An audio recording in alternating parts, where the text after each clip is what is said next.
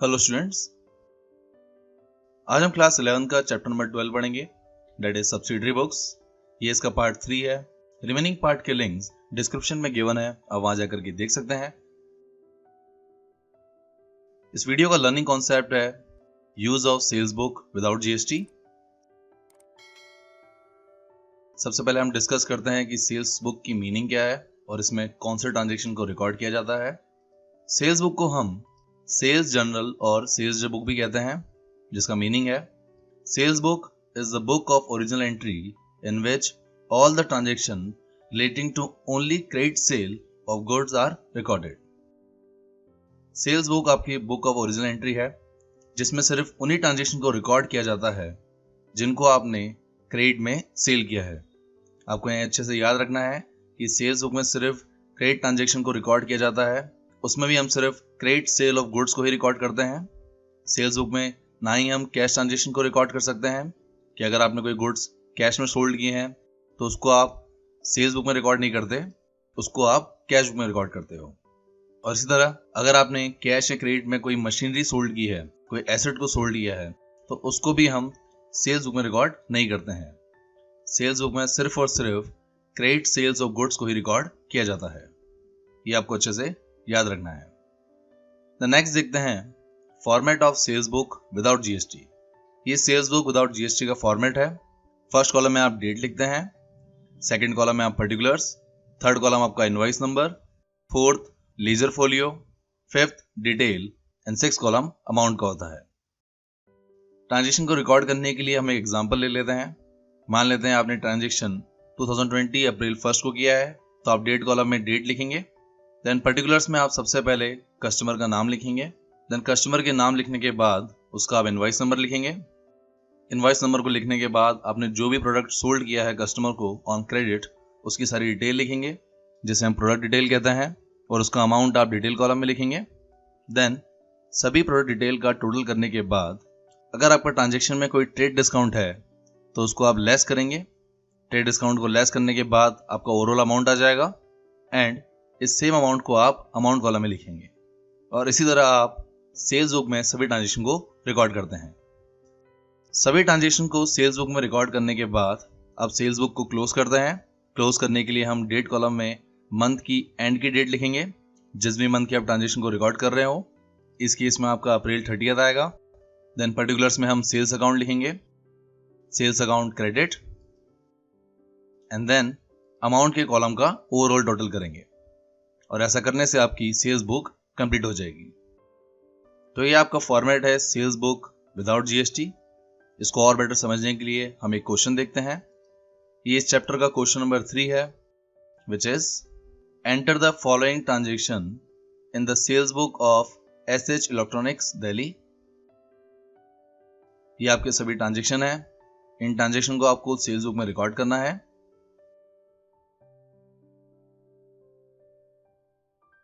इस क्वेश्चन में आपको सेल्स बुक प्रिपेयर करनी है ऑफ एसएच इलेक्ट्रॉनिक्स दिल्ली। इसके लिए सबसे पहले हम सॉल्यूशन में हेडिंग लिखेंगे in the books of SH electronics Delhi. Then हम सेल्स बुक लिखेंगे एंड देन हम सेल्स बुक का फॉर्मेट बनाएंगे। फॉर्मेट बनाने के बाद हम एक एक करके सभी ट्रांजेक्शन को रिकॉर्ड करेंगे। सबसे पहले पहला ट्रांजेक्शन है 2020 जनवरी 3। इस ट्रांजेक्शन में आपने भारत इलेक्ट्रिक कंपनी जो द्वारका दिल्ली में बेस्ड है, उसको आपने गुड्स सोल्ड किए हैं ऑन क्रेडिट, जहां आपका इनवॉइस नंबर है 1238। तो इस इंफॉर्मेशन को आप सेल्स बुक में लिखेंगे। डेट कॉलम में आप लिखेंगे 2020 जनवरी 3। पर्टिकुलर्स में कस्टमर का नाम which is Bharat electronic company Dwarka Delhi, and then invoice number में आप इनवॉइस लिखेंगे विच इज 1238। देन आप प्रोडक्ट की डिटेल लिखेंगे। यहाँ आपने 100 ट्यूबलाइट सोल्ड की है at the rate 40 each, 50 table fans को सोल्ड किया है at the rate 415 each, and 30 electric iron sold की है एट द रेट 200 ईच। इस सेम डिटेल को आप सेल्स बुक में लिखेंगे। सेल्स बुक में डिटेल्स को लिखने के बाद आप क्वांटिटी को मल्टीप्लाई करेंगे पर यूनिट की सेल वैल्यू से, जिससे आपका अमाउंट आएगा 4000, 20,750 एंड 6000।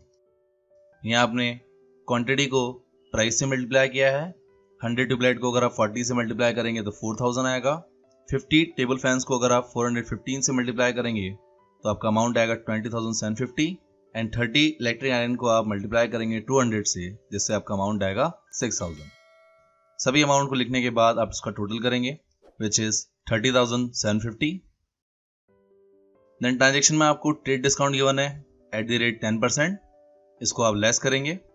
आप पर्टिकुलर्स में लिखेंगे less trade discount at the rate 10%। 30,750 का 10% होता है 3,075, इसको आप लेस करेंगे जिससे आपका अमाउंट आएगा 27,675 और इस तरह आपका ये ट्रांजेक्शन कंप्लीट होता है। इसी तरह हम नेक्स्ट ट्रांजेक्शन देखते हैं।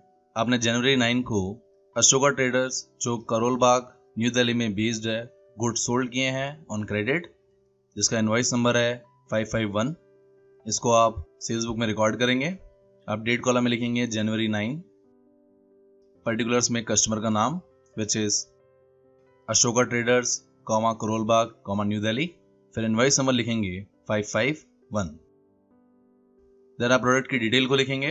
आपकी product detail same to same आ जाएगी। प्रोडक्ट डिटेल को लिखने के बाद आप क्वांटिटी को प्राइस से मल्टीप्लाई करेंगे, जिससे आपका अमाउंट आएगा 18,000 एंड 10,000। देन इसका आप टोटल करेंगे विच इज 28,000। देन ट्रांजेक्शन में आपको ट्रेड डिस्काउंट गिवन है एट द रेट 15%। इस ट्रेड डिस्काउंट को आप लेस करेंगे। आप पर्टिकुलर्स में लिखेंगे less trade discount at the rate 15%। 28,000 का 15% होता है 4,200 एंड लेस करने के बाद जो अमाउंट आएगा उसको आप आउटसाइड कॉलम में लिखेंगे विच इज 23,800 और इस तरह आपका ये ट्रांजेक्शन भी कंप्लीट होता है। देन नेक्स्ट ट्रांजेक्शन देखते हैं। नेक्स्ट ट्रांजेक्शन आपने किया है जैन 22 को। यहाँ पर आपने प्रकाश लैंप्स जो दिल्ली बेस्ड है उसको गुड सोल्ड किए हैं फॉर कैश, जहाँ कैश में वो है 715। इस ट्रांजेक्शन को आप सेल्स बुक में रिकॉर्ड नहीं कर सकते हैं क्योंकि यहाँ पर आपने गुड्स को कैश में सोल्ड किया है, इसलिए ये ट्रांजेक्शन आपका सेल्स बुक में नहीं आएगा। देन नेक्स्ट ट्रांजेक्शन आपने किया है जैन 29 को। यहाँ पर आपने लक्ष्मी फर्नीचर जो रोहतक में बेस्ड है उसको आपने ओल्ड फर्नीचर सोल्ड किया है ऑन क्रेडिट, जहाँ पर इनवॉइस नंबर है 4312। इस ट्रांजेक्शन को भी आप सेल्स बुक में रिकॉर्ड नहीं कर सकते हैं क्योंकि सेल्स बुक में सिर्फ और सिर्फ क्रेडिट सेल्स ऑफ गुड्स को रिकॉर्ड किया जाता है। यहाँ पर आपने क्रेडिट में एसेट को सोल्ड किया है और एसेट को सोल्ड करना सेल्स बुक में रिकॉर्ड नहीं किया जाता है, इसलिए इस ट्रांजेक्शन को भी आप सेल्स बुक में रिकॉर्ड नहीं करेंगे। तो इस तरह आपके सभी ट्रांजेक्शन कंप्लीट होते हैं। सभी ट्रांजेक्शन को देखने के बाद अब हम सेल्स बुक को क्लोज करेंगे।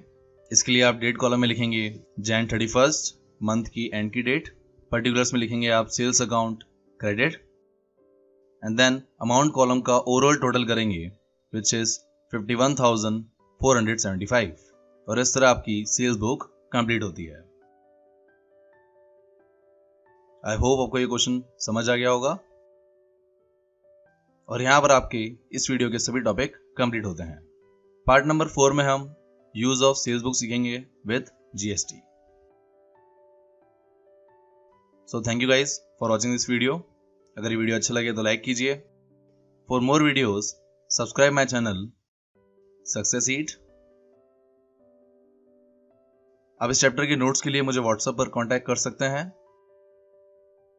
साथ ही आप मुझे फॉलो कर सकते हैं on Facebook and Instagram for questions, queries and updates के लिए and click on bell icon for daily updates. Thank you.